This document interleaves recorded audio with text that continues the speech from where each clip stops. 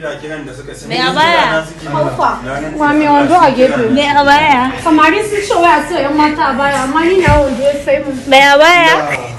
Wando da ni dace sallah da shi. Kasancewa da Hausa Smart TV, ku danna mana subscribing domin ci gaba da kasancewa da mu. Kamar yadda kuka sani dai a kwana-kwanan nan an yi rigima tsakanin Ummi Rap da kuma shahararren jarumin nan Adam A Zango. Mun so mu tuntuɓi jarumar game da rigimar domin mu ji meye zai fito daga bakinta.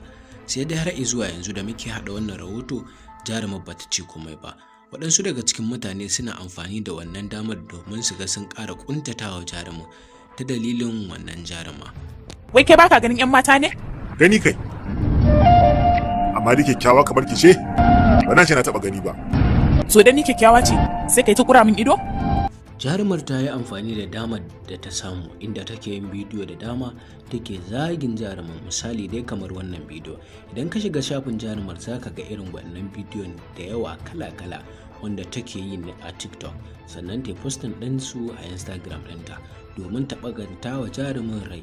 Sai da waɗansu da suke cikin mutane suna cewa abin da ya haɗa rigimar tsakanin jarumin da jarumar shine ya nemi ya aure ta, inda ita kuma jarumar ta ƙi yadda, sannan ya mata katanga da kula waɗansu mutane a cikin masana'antar ta Kannywood.